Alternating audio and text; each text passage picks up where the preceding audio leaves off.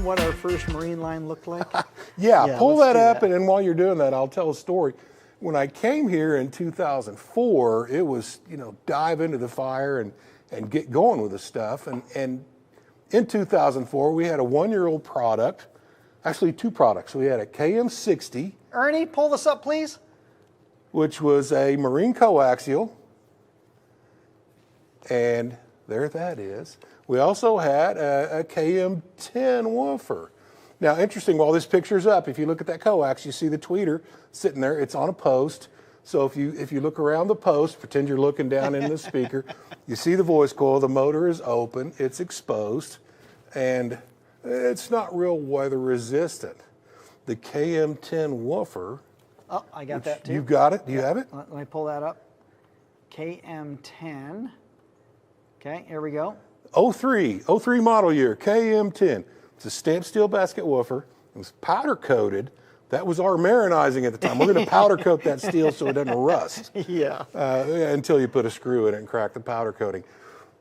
The reason I brought up those two, shortly after coming here, we were at a show in Miami, and I ran into a good friend of mine now, a guy named Skip Allen. He's the owner of Southern Boating Magazine. Okay. And we were talking with him about these KICKER products that we had. He's like, that stuff doesn't work down here.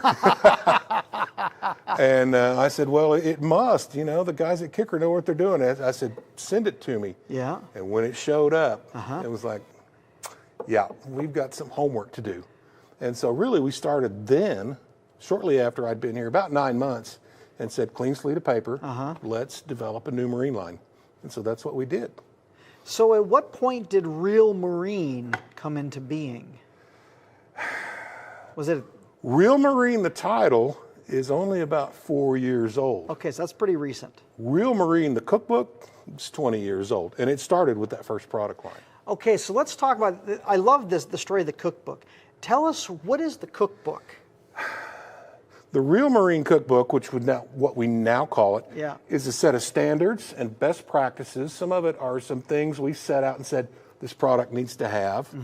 Some of it was lessons learned, like some enclosure stories we'll get to in a minute. Some of it was as things developed over time, as we developed new products, we learned new stuff that we had to do to make the marine product, really suitable for the marine environment.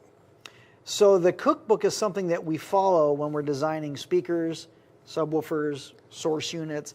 Anything that is KICKER Marine has to go through this cookbook. Right. And this cookbook, so obviously there's recipes in it for different products, and we'll get into that. But who sets the standards by which we have to cook? Well, certainly we do.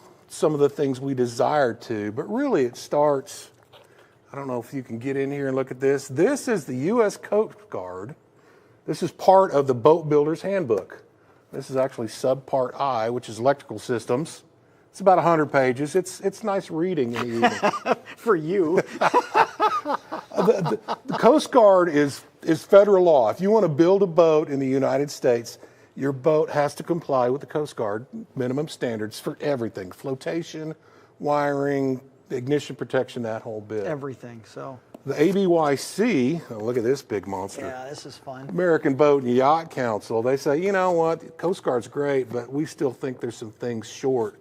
So this book covers everything that the ABYC requires of an ABYC member boat builder. Which we are. Which members. we are. Okay. Yes. So we're members ABYC, and there's another one. The NMMA certifies all the ABYC built boats, and then we are also members of the NMEA, or National Marine Electronics Association. Okay. There's a bunch of them.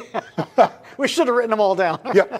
Those guys take care of things like training, but they also talk about interconnectivity. NMEA, N2K, the data bus that lives on our boat today. Yeah. The NMEA promulgates all that code, the code stack, and they regulate all that stuff and certify people as compliant.